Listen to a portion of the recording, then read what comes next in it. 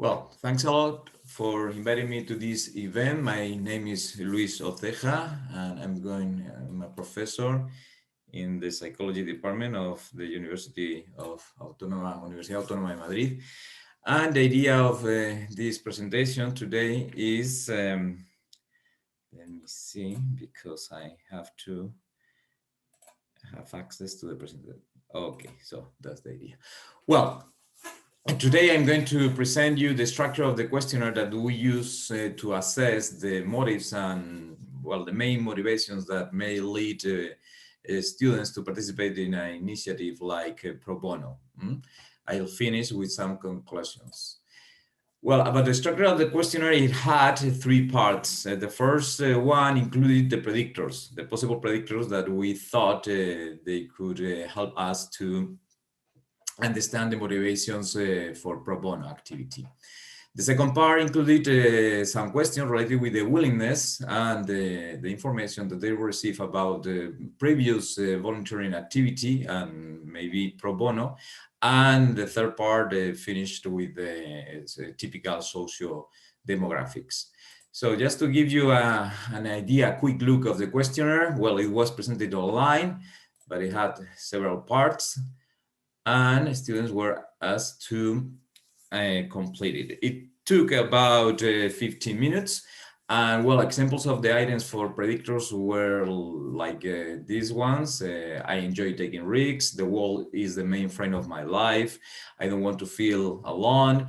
I consider myself a person who is concerned about others. And well, about 35 items related with values, motives, and characteristics related with volunteering action in general. The first, well, about the volunteering and pro bono, the examples of the items who are the following. Have you ever participated in any volunteer activity? Which type and from which channel you receive that information? And have you ever heard of the pro bono initiative? And regardless if you heard or not, would you like to participate in one of these initiatives? The sample was diverse. It was taken from we took it from 5 cities, those involved in this project. The application was from February to May in 2019. Most of them were women and young. They were students. Well, about the willingness of participating in volunteer action or in pro bono initiatives, almost half of the total sample have already volunteered. Among those who have not yet, 40% mentioned the lack of time, but it was not the only reason. 57 mentioned either not knowing or finding the appropriate initiative. So the idea, well, or they expressed that they would be willing to if they found it. And this is very important, most of the sample, 83, have never heard about pro bono. So they were informed in the questionnaire about this kind of initiative, and then we asked them if they would be willing to participate. Well, more than half, 60%, reported that they might participate if they knew the organization and or were assisted during the process. So the idea is that once they were informed about what is a pro bono activity, 60% said that, yeah, that they would like to participate if they were assisted, if they were helped during the process, or if they knew the organization. The other 30% it said that yes, that after having been informed about the initiative, they found it interesting, and they said that they would be willing to get involved. Therefore, there is, or we feel that there is a call and opportunity to communicate in a proper way the pro bono. Regarding the channel, the most mentioned were friends, social nets, webs of specific webs of organizations, and public posters that they may find in the places they are used to go. Well, how to design the message to encourage university students to involve in a pro bono initiative? Now we know that a lot of them, and 90%, they said that they would be interested under some conditions. How can we present them? How can we call? How can we encourage them to participate? Well, that's why it's important to analyze the results that we obtain from our questionnaire. Just to remind you about the predictors, we use values, some items related with empathic concern, some items related with mindset, I'll show you, some items related with motives, and some items related with incentives. Well, about values, there are different values that we all have, and we can order in importance. Values like stimulation, power, security, and in this case, getting involved in challenge to change the world. Empathy, well, it refers to constructs like perspective taking, sympathy, distress, mindset. Means in this case, the label we use it to refer to taking risk, living the moment, and thinking about your life as living mainly in a work environment or in the world as a whole. Well, about the motives, the idea of we ask them, if you volunteer, if you participated in an activity that may help others, what kind of motives do you think that that you will follow? And well, this motives refers to increasing my self-esteem, increasing my knowledge, following my values, taking care of the community, establishing new relationships, and taking care of the world as a whole. And regarding pro bono, we ask them to what extent they are concerned or they think that it's important to, or they see pro bono as a means to obtain new skills, to develop all the skills, to obtain a new employment, to obtain credits, ECTS credits. Okay. After conducting several step regression analysis, and I'm going to offer you a very brief summary of the results, we found that the willingness pro bono was mainly predicted by these items related with embarking in challenges that may increase the welfare of the world, trying to do something to change the world in a better way, of course, to think that okay, my life is related, or we live in the world, and another group of items related with following my values and be concerned about others, and trying to improve the society in general. Of course, previous volunteering also predicted willingness to get involved in a pro bono activity, and in a negative way, the disposition or the tendency to feel distress and the feeling of the disposition to feel alone, to be very concerned about I don't want to be alone. These two predicted the willingness in a negative way. So, in general,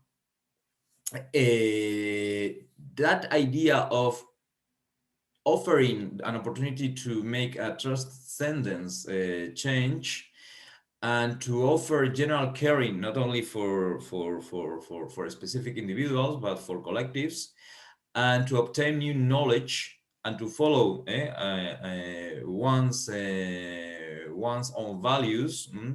These three aspects seem to be very important in order to predict a willingness to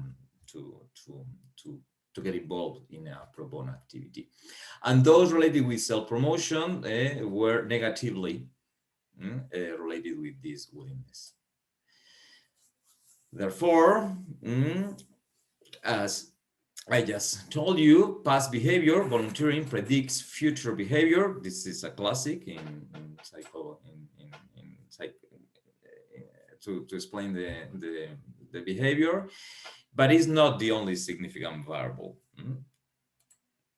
Regarding the positive significant predictors, we can emphasize the following qualities. First, if we could present the pro bono as a challenging activity, something that promotes stimulating changes, and if we present it as an activity that may make a global impact in the society or in the world as a whole, and if we emphasize or highlight concern and caring for specific individuals and collectives, that these initiatives allows you to take care of these individuals or collectives, and or if we remark or underline that this can be a good way of either strengthen or learning one's own skills. That's the general idea about the positive significant predictors. Regarding the negative significant predictors, these two are very well. Mainly, we have to bear two aspects in mind. One is that high self-orientation prevents from participating in any volunteering activity. By high self-orientation, I mean all the dispositional or situational variables that may lead us to be concerned about ourselves. Like, okay, if we think that we are going to feel we are going to feel distress or stress, or we are actually feeling distress, or we are actually they are actually under very strong external pressures in that moment of their lives, they are not going to be willing to participate in this kind of activities. And this last issue is very important. Try not to make extrinsic by offering material rewards what comes from intrinsic sources, values and motives. That means that for those who are interested in embarking in challenging, stimulating global activities that are in accordance with their own values and are perceived as a means to increase knowledge, it's not a good idea to offer them external rewards like credits or money. So let's follow, or let them to follow their intrinsic motivation. Well, just to as a way of finishing, and this is just a quick look, I'm going to give you, or I'm going to provide you with this presentation so you can take a look calmly. Of course, you can contact with me whenever you want. But the idea is that all these predictors, transcendent challenge, stimulation risk, global society, self-promotion in a negative sense, caring and knowledge, they are more or less important under different circumstances. For instance, transcendent challenge, or to perceive this initiative of a way of making a transcendent challenge, overall is important. The stimulation risk component, the stimulation component was especially important in women in Paris, well, for women in Paris, and those who are very oriented to obtain transcendent changes. Global society for men in Budapest, and so on. The idea is that we have to match, as I will finish this presentation, the message with the receiver. This is a universal known truism. Well, therefore, to summarize up, previous volunteering, but not only previous volunteering, predict the willingness to embark in an activity like pro bono that is very similar to, is a kind of volunteering. This is not surprising. Pro bono is unknown among university students. So there, as I said, there is a call and an opportunity to present it. it's very important to highlight the component of challenge, the stimulation and risks that involved in this kind of activities, but not only as a goal by itself, but as a means to get transcendent changes in the world, in society, in individuals. Again, we have to play with the intrinsic versus extrinsic motivation. So it's better to go from the values and motives and perceptions to the action than just using carrots and sticks. And for sure, we should, as I said, we should match the receiver's motivations with the content of the message. That's why it's very important to conduct this kind of studies and to know in under which circumstances which social psychological processes may predict this willingness to embark in this kind of activities. And well, thanks a lot. Muchas gracias. Muito obrigado. And this was my presentation, and I hope that everything was clear. And if not, again, don't hesitate to contact me through email or any other way. Thank you. Bye-bye.